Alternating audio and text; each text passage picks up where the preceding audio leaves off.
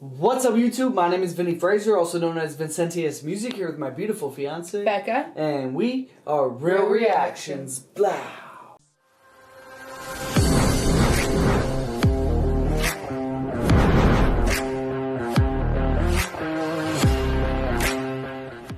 What's up, YouTube? Thanks for coming to our channel today. Real Reactions here, and today we're getting back into some Ren Makes Stuff. Chapter 2. This was released 11 days ago, 45,000 views. Don't forget to like and subscribe. Don't forget to like the video in the description that we are reacting to. And don't forget, if you change your perception, you could change your reality. yes, the first one was amazing. I bawled like a little baby. Absolutely. Chapter 2, man. Let's get it.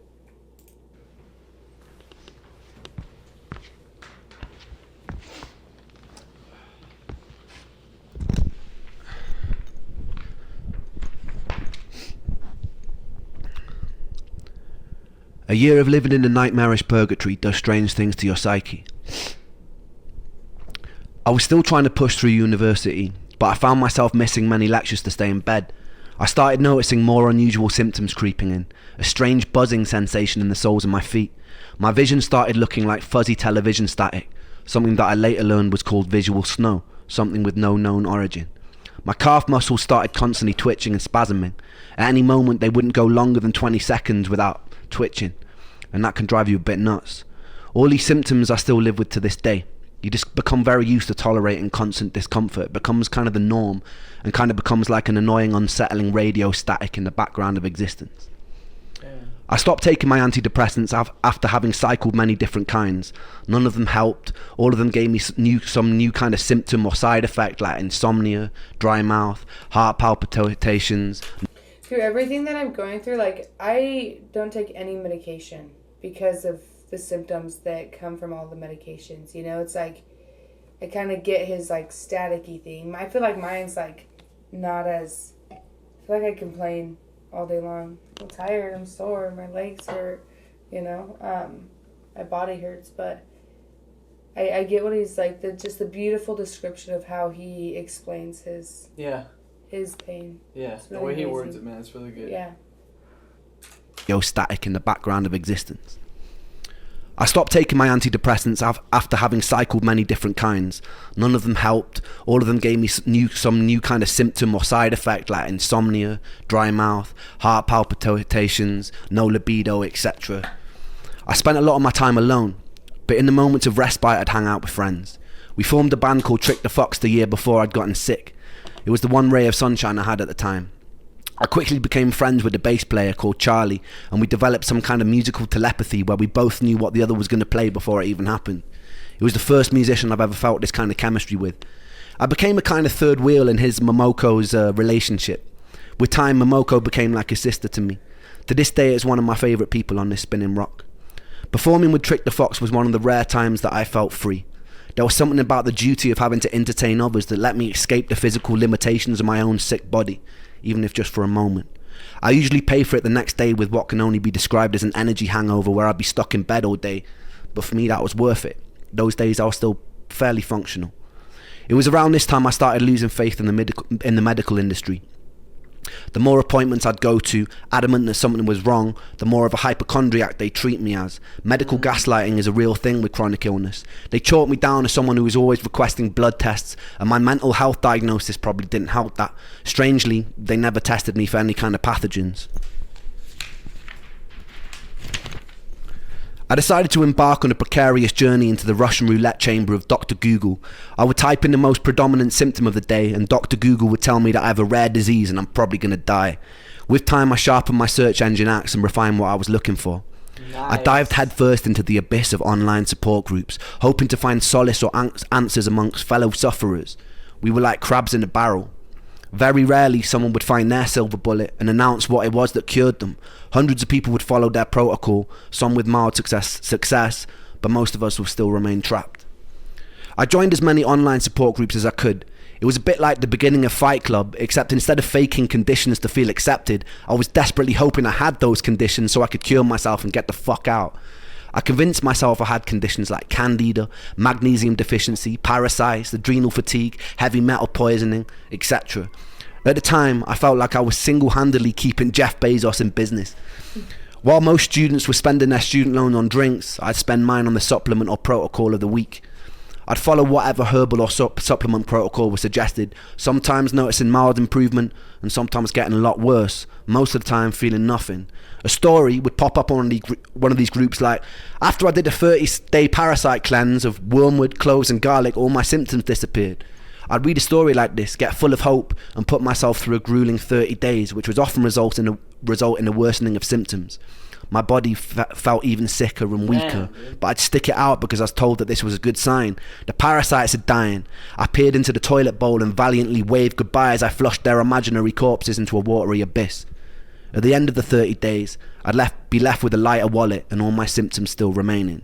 And if that didn't work, I'd move on to what was next. Maybe I have seasonal affective disorder. Alright, so I'd get on the internet, order a light, stare at it for 10 minutes a day, and to my big fucking surprise, still have all my symptoms.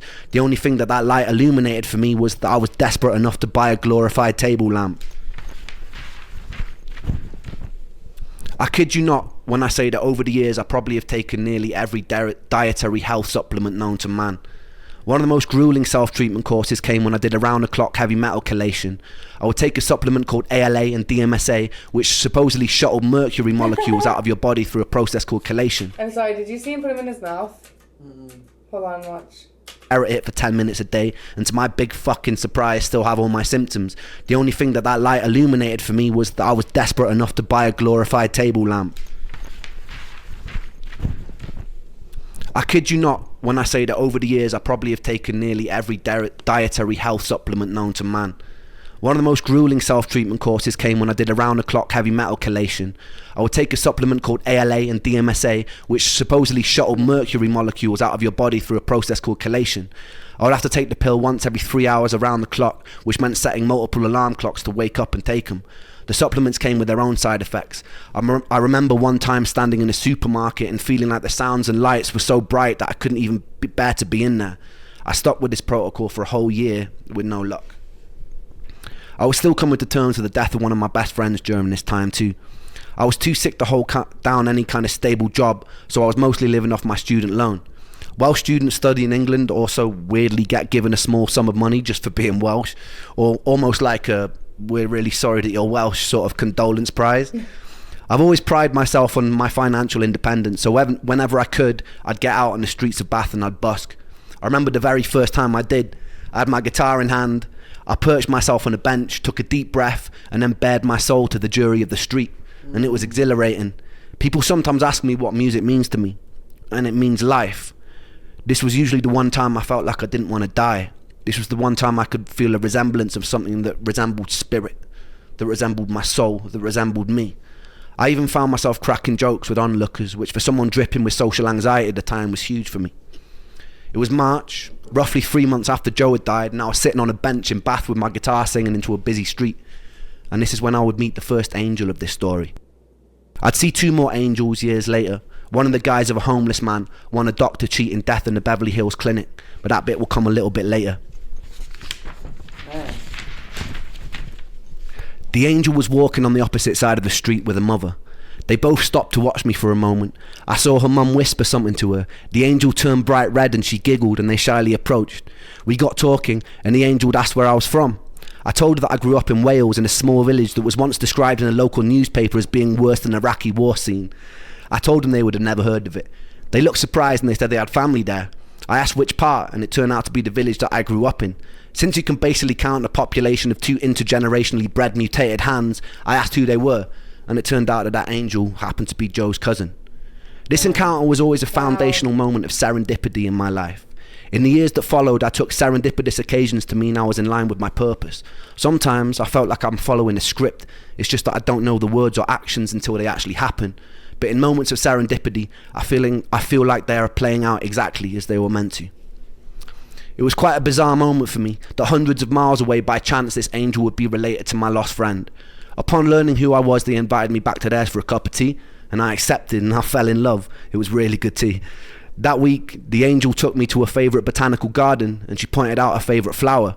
So that night, true story, I dressed in black, broke in by climbing over the fence, dug up the flower and presented it to her the next day. She called me insane, but it's safe to say that angel ended up being my first serious girlfriend. It was a weird kind of relationship. We both shared an unusual trauma for people who were so young, brought together by a tragedy. Even though sometimes I feel like she might have hated me at the time, I was convinced like it was some sort of Shakespearean fate that had brought us together. A morbidity that birthed light, that it couldn't be anything else. It felt like divine intervention. She was pretty troubled in her own way, and I was very troubled in mine. But in between the sludge of dealing with the constant symptoms, it was beautiful. That summer, her parents took us to Centre Parks, which is a posher version of Butlins, if you don't know, where they paid for all the activities and meals, and they let me do whatever I wanted. Coming from a poorer family, I wasn't really used to being spoiled to that degree, but I figured I'd just roll with it. One morning while I was there, I got a call from my friend Sega, and he sounded pretty mixed up, so I asked him what was wrong. He told me that there was no easy way to say it, but one of my other best friends, Callum, had died.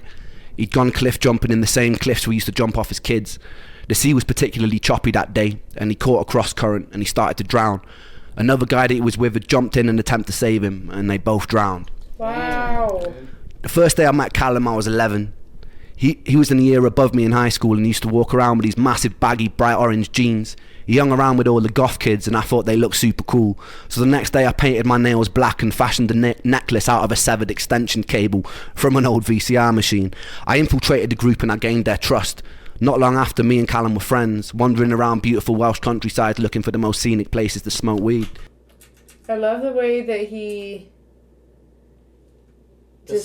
describes everything. He has such a great way of using imagery to paint this beautiful picture for you. It's super cool. So the next day I painted my nails black and fashioned a necklace out of a severed extension cable from an old VCR machine. I infiltrated the group and I gained their trust. Not long after, me and Callum were friends, wandering around beautiful Welsh countryside looking for the most scenic places to smoke weed. We stayed friends throughout high school and I truly loved him. When Callum died, I couldn't properly grieve. I felt weirdly numb after losing Joe. I'd often feel guilty for my inability to cry at the time. A couple of years later, I'd learned another friend of mine that I used to play function gigs with had thrown himself off a cliff facing Dover. And again, I felt numb. I couldn't tell if this new acceptance of the inevitability of death was a beautifully liberating thing, or if it was a sign that my humanity was slipping away. To this day, death has kind of remained a bit of a matter-of-fact part of my life. During my years of sickness, I had to crawl through a morbid longing to be killed by my illness to find a more peaceful acceptance that death is just an inevitable consequence of life and it doesn't spare anyone. That never left, and I haven't ever really been scared of dying since. Some days I've tempted it. What I'm more scared of is having to live my whole life as a sick person. In my relationship with death, the most healing moment occurred just 2 years ago. My grandmother, who I loved to pieces, was dying, but I actually got the chance to say goodbye this time, to hold her hand, to thank her for being alive. I remember not long before she passed, she was lying in a hospital bed, and she was very weak and very pale, barely able to open her eyes. I asked how she was, and it seemed like a stupid question as soon as it left my mouth. She paused for a long moment, and she turned her head to look at me, and she opened her eyes, and she smiled, and she said she felt happy. And it was just one word, happy, which was simple and it was beautifully profound. And that was one time I'd gotten a chance to say goodbye. And it was the first time that I hoped that one day I would die happy. The following year, I would achieve something beyond my wildest dreams, and then I would lose it almost as soon as it came. Stay tuned for that.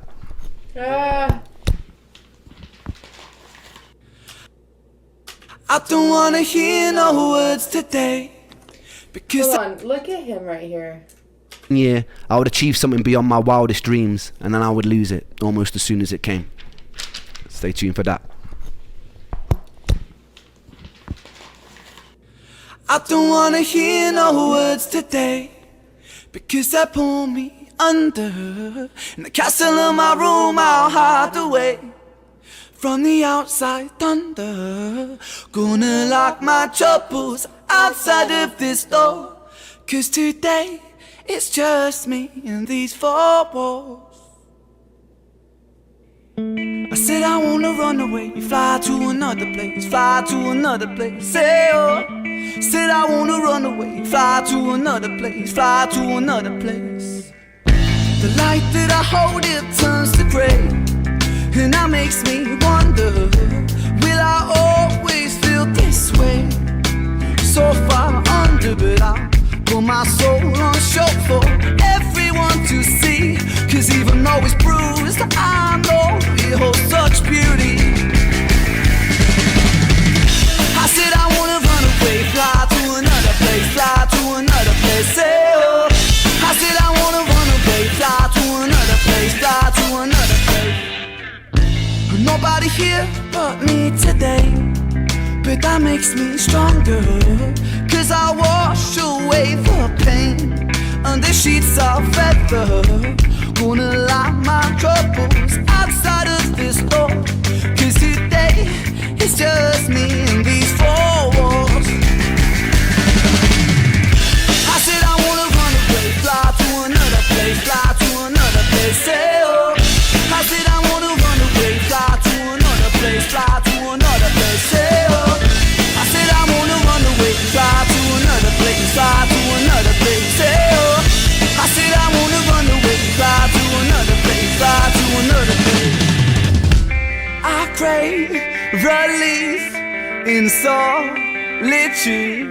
I search for peace, but pain pursues. Please something, just free me, give me some truth.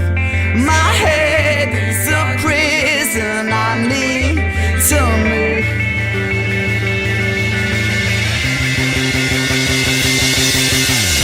I said I wanna run away, fly to another place, fly to another place, say oh. I said I wanna run away, fly to another place, fly to another place. I said I wanna run away, fly to another place, fly to another place, say oh. I said I wanna run away, fly to another place, fly to another place. I said I wanna run, I said I wanna run, I said I wanna run, hey oh. I said I wanna run, I said I wanna run, I said I wanna run, hey oh. I said I wanna run away, fly to another place, fly to another place, hey oh. I said I wanna run away, fly to another place, fly to another place.